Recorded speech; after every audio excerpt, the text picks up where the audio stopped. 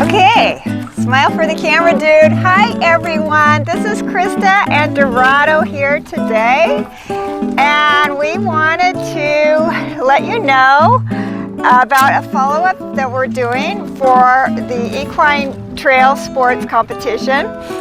A little over a week ago, I attended the competition. It was my first one, and I posted it online and said I wanted to give you an update on how it went. Well, it took me a while to get this video together because that's life, but here we are, and as you can see, we got some ribbons. Dorado and I got a third place in the intermediate under saddle class, and we've got a sixth place in the intermediate in hand class, and we had a great time. We made some new friends and we learned a lot, and we wanted to share our experience with you. So what I wanted to let you know is what we liked about the competition, what we didn't like, and as somebody who has attended this type of competition for the first time, what I learned there and what tips I have for anybody that is interested in doing an equine trail sports event. So the first thing I really liked about the competition is the price. So the classes are $35. We entered 2 classes, so that's like $70. And then with the office fee and the drug fees and such, I got away with the whole event for less than $100. This is a great interest to me because I'm always afraid when I pre-enter a competition, I may end up having to scratch. And in the case of a rated competition like a dressage show or even a working equitation show, that can be a lot of money, upwards of $500 or more. And sometimes you're even lucky if you get all your money back, or any of your money back for that matter. So usually you don't get a full refund. And so I really enjoyed entering this. I mean, it's always not good if you have to eat your entry fees, but in this case it would be a little bit less painful than if I had entered a rated show. It also doesn't require a super skilled or trained horse, especially in the in-hand class.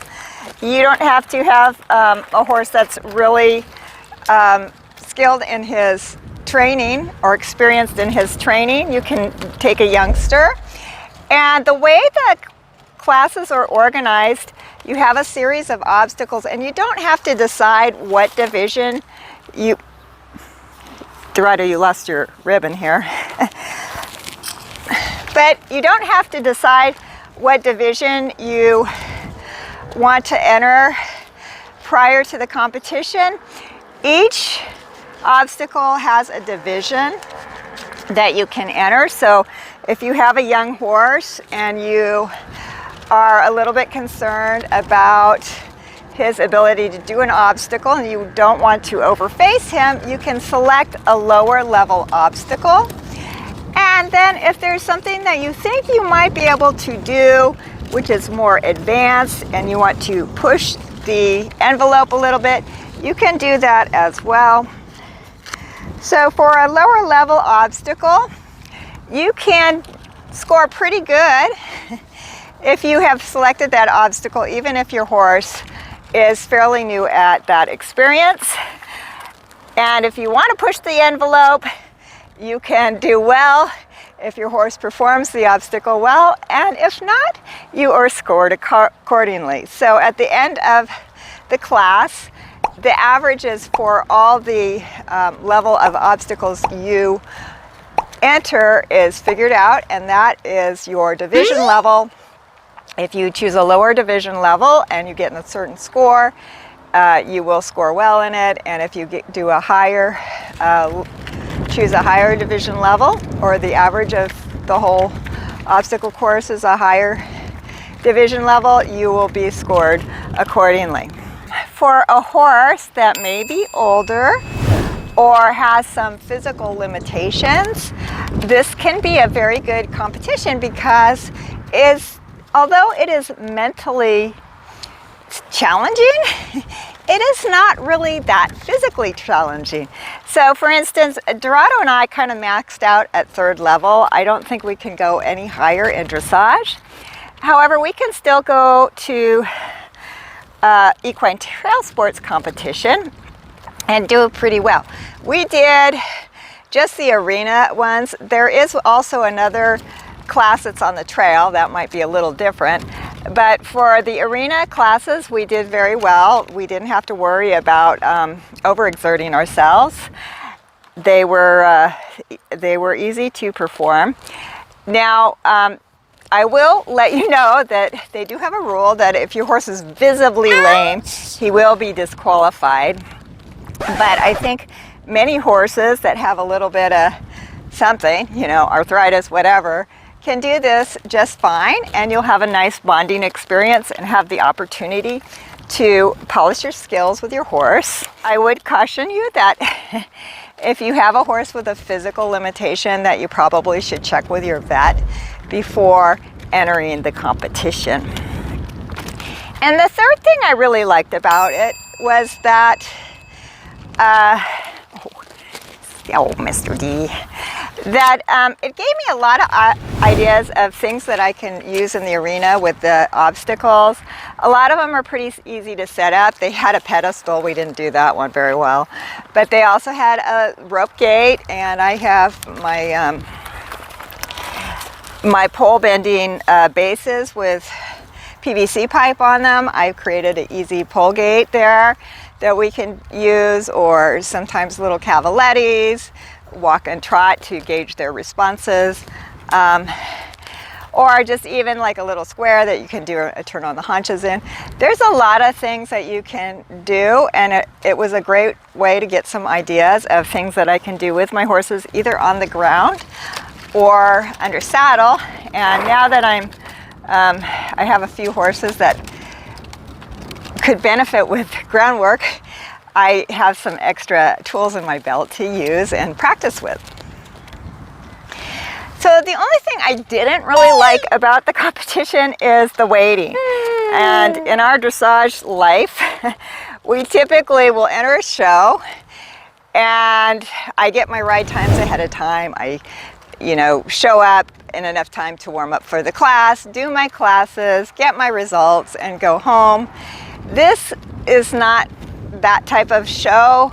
You do have a general time that your class meets, but depending on the number of exhibitors in that class and how well the judges move the exhibitors through the obstacles, they can have up to 2 minutes per obstacle to do.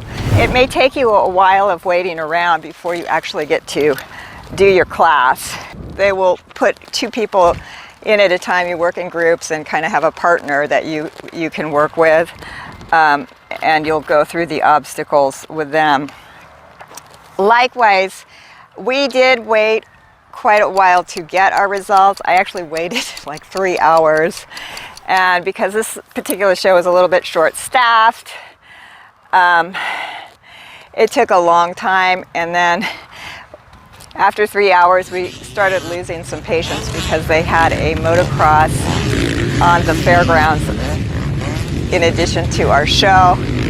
Dorado really didn't like the noise from that, so we just left without getting our results that day. However, the good thing is that they have a great website, and they had posted all the results, the points, as well as the judges' comments in a document on the website. We got those within a couple days, and then we got our awards within a week. So in hindsight, I will probably leave after I do my classes and just wait for my results, because I think it's a lot, it's pretty quick, and I wouldn't have to wait all that time. And now I wanted to give a few tips for people that might want to enter this for the first time. And this is coming from me, a newbie who has just entered 1 time. The first thing is I would pay attention to the rules. And you can find out all about the rules on the website. I'm not one that actually likes to follow the rules. I usually just go into a competition, kind of wing it the first time, and then find out what I did wrong, and then try to do better the next time. But they do have a pretty comprehensive website. They have all the rules. They have a little video you can watch on the equine trail sports competition. They even have a judges program online. They certify their judges online, and you can get a lot of information on the judges program as well that you can look at and see how your horse is being judged. The second thing I would do is make sure that you get there in time to attend the exhibitor's talk. In the beginning, before they have the classes, they will have an exhibitor's talk, and they will go over the event and how it's judged. And they will give you an opportunity to ask any questions that you have about the event. The third thing I would recommend is pay really close attention when they tell you how to do the obstacle. In the in-hand class, they explained how to do the obstacles before we actually did them ourselves. So that is the time that you can ask a question, possibly, on how to do it, because once you're already starting to perform the obstacle, you will not be able to ask the judge how to perform the obstacle. In the undersaddle work, they actually give you a document with all the obstacles listed and all the levels of division listed. So you have the beginner, the intermediate, and the advanced levels listed there. I would study that document. You can actually bring it in with you when you compete in the class. You will have an opportunity to look at it prior to starting any obstacle, but once you start the obstacle, you can't look at it and you can't ask any questions. And one of the obstacles I actually did wrong, so I got a pretty poor score on that. So that's my advice for doing the obstacles in the class. The only other tip, what they do is they bring two people in at the same time, and you do an obstacle individually, and first one person does it and then the other. And if you're the second person, you have a bit of an advantage because you can see how difficult it is for your partner to perform. Also, you'll get to see how it is performed, so you can see how it's done correctly.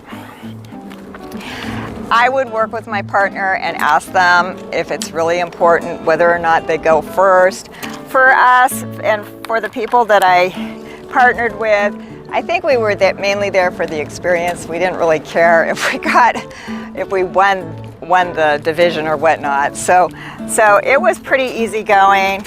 It's a pretty easygoing type of event. Like I said, it's really fun. I will do it again. I'm not, going to be like really competitive with it, but I think it was a really good experience for me and my horse. We got some new ideas on what we can do at home, and I enjoyed it. So anyways, that's my take. I hope you enjoyed learning about it. Don't forget to check out my YouTube channel, Equestrian Tests and Patterns. I have new dressage tests on there. I don't get them up there very frequently, but I do what I can. And I will see you in the next video. Bye.